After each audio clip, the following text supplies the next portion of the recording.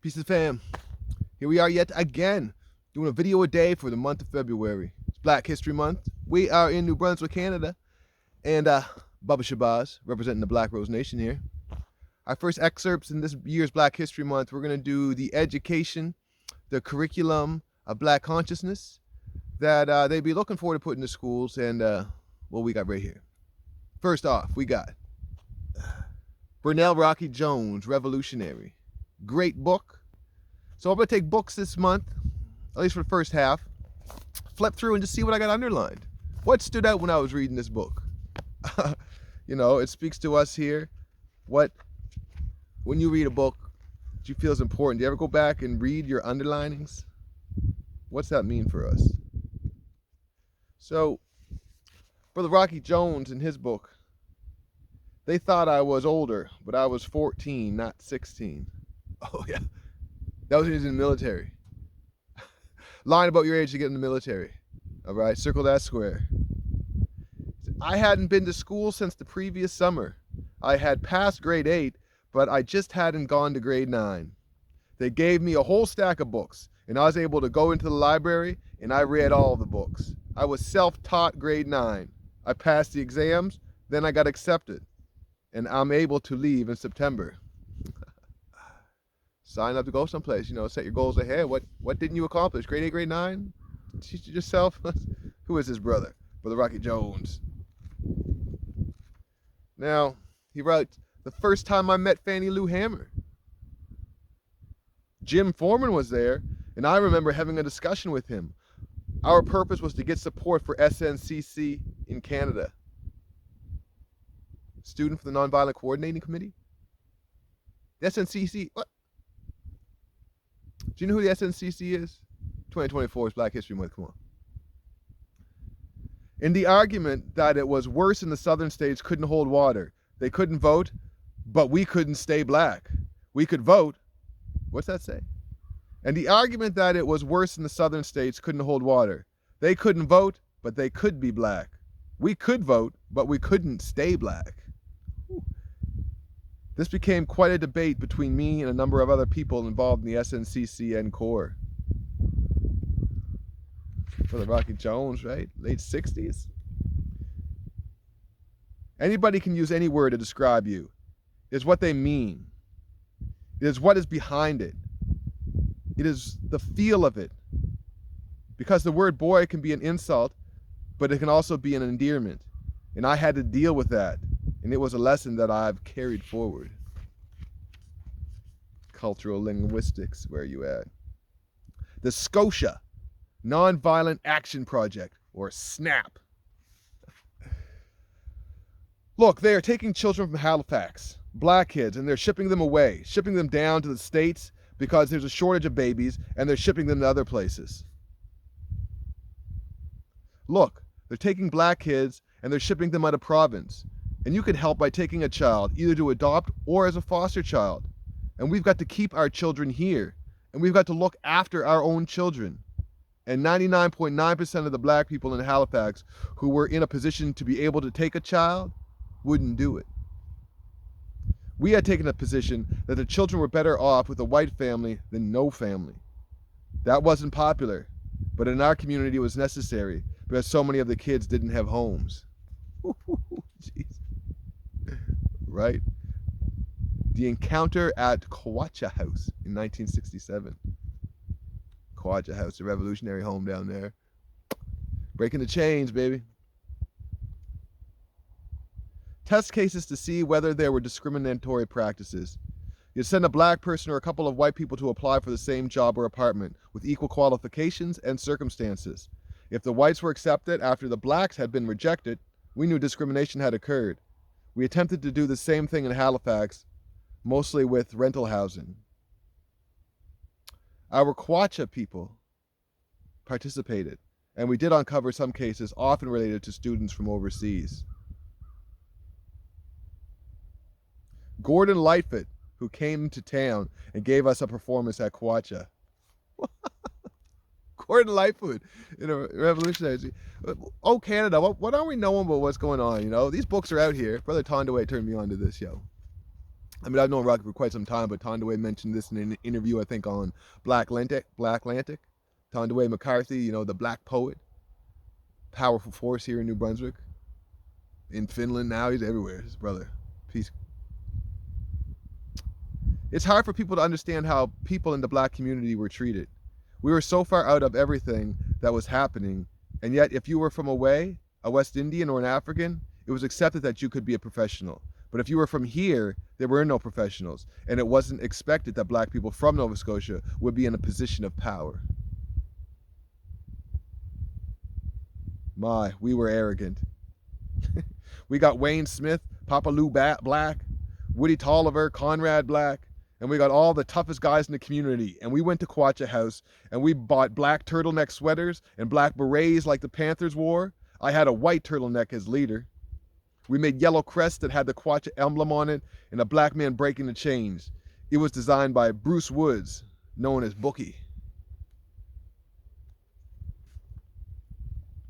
The RCMP were racist. Subversive activity amongst Negroes in Nova Scotia. This is the heading of the file. They write about me being in the prize fighters club smoking drugs. It was absolutely untrue. They also wrote that I was teaching free sex to 8-year-old kids in Quacha and teaching them how to make Molotov cocktails. Utterly ridiculous and pure lies. We talk COINTELPRO down below there, that border, down there in them US's of A's. But sometimes we forget about our own history here in Canada. Well, it's the global. This story is a global story. But don't feel it when you're the one and only one out there in the middle of the wilderness of North America, that these stories aren't you. Me, we, Muhammad Ali.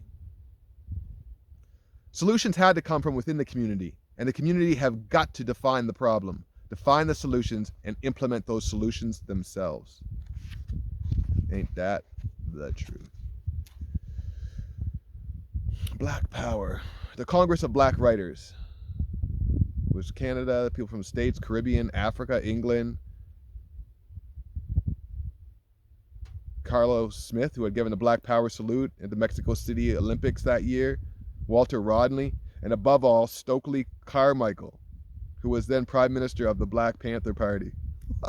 This is what's coming to Halifax, baby. This is coming to Nova Scotia. This is who this person... Oh no, where was this one at? He brought Stokely back. This was in Montreal. In Montreal, they had the Congress of Black Writers in 1968. In Montreal, they had writers from Canada, the States, Caribbean, Africa, England. Rosie Douglas as chair, Clarence Barnes, CLR James, Carlos Smith, who gave that Black Power salute in Mexico, Walter Rodney, Stokely Carmichael. These names, Montreal talking about the Canadian writers, Black Power. Brother Rocky Jones, to give Stokely Carmichael a break. He's like, I'll take it back to Halifax and we'll be chill. I mean, peace, bro.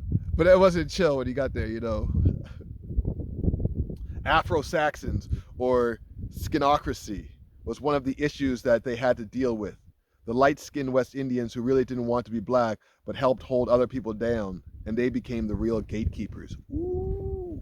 Talks of the gatekeepers.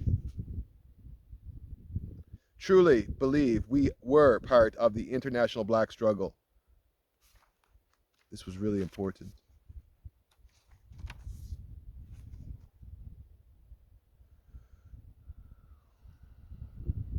What's wrong with me? I married him. These are my children, and this is my future you're talking about. And we were saying, no, you can't come in. Oh, the black family meeting in Nova Scotia. See, Nova Scotia's got juice, and there's reason, because they organized a black family meeting, town hall, whatever you want to call it, but only black folks could come. Ooh, this went down. When the white folks who were married to black folks, like happens, that it is a lot around here, they're like, well, what's wrong with me? I married him. These are my children, and this is my future you're talking about. And we were saying, no, you can't come in. No, we're sorry. And it almost came to blows. This is a black family meeting, and you are not part of the extended family. And you are part of the extended family, and we love you. But this is the nuclear family. This is blacks only. And they were right at the door. And for the black community, people were embarrassed. They knew these people. They lived with these women. They were their friends. And they would say, you know, can't we just let them in? She lives in the black community all her life. She's married to so-and-so. They were embarrassed and upset, but we held the line. People wanted to kill us that night. You've got husbands who are mad. This is my woman, and she's the mother of my children. Who in the hell do you think you are to say she can't come in? For black people in Halifax, that was such an incredible shift in terms of position that no one was used to, including myself. But I knew what I had to do in terms of fulfilling a leadership role and moving people to take control of their own destinies. We had to do that. But the people we were doing it to were our friends. For the first time ever in that meeting, with all the dissension, people realized that we as black people could control what we did.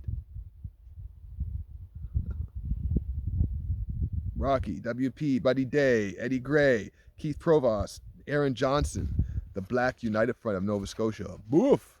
All the politics that go into boof.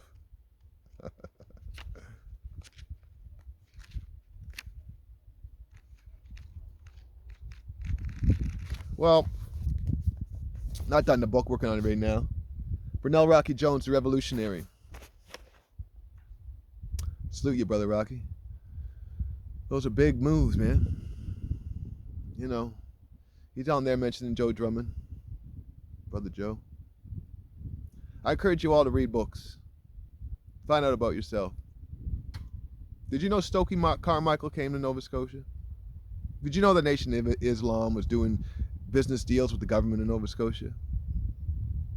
Did you know Raul Castro, Fidel's brother, came to Nova Scotia to learn organic farming so he could take it back to Cuba and implement what he learned from here, from there, from us? This whole Nova Scotia, New Brunswick black thing too, right? When New Brunswick was Nova Scotia at one time, and then those 16 gangsters formed New Brunswick. We separated, but Halifax had moved in bold move. Halifax, Nova Scotia, Scotians, black Scotians. What's super black Nova Scotians? Who's that, brother? Israel Jones. Yeah. Was it superpower black? Super black? Super Nova Scotians. Super Nova Scotians. Yeah, check that out. Jones, more to the Jones family. L. Jones. These are our people, our revolutionaries, and people who have put in work. We need to follow this lead. We have a lot of stuff being taught in school that is information, but a lot of it has been regurgitated. When there's actually information about bold moves made by the people you know, next door, the families you know, to move this struggle forward. In a FUBU type way. And history remembers these people and thanks them, honors them, and gives them strength. At the time, a lot of bucking came up against them. I mean, that's just a part of the struggle, right? But nowadays, we've learned from the past. And nowadays, like brother Snoop Dogg and 50 Cent's doing, the OGs who put in the work, don't let them die broken alone. Give your flowers, give your salutes, honor the elders, honor those who have put in work. Teach it to your kids. They have a right to know. Why? For knowledge is self. Why? Self-determination. This is Baba Shabazz. This year we're going to be reading from books that we've read about black folks in and around here and around the world and how it shapes our minds.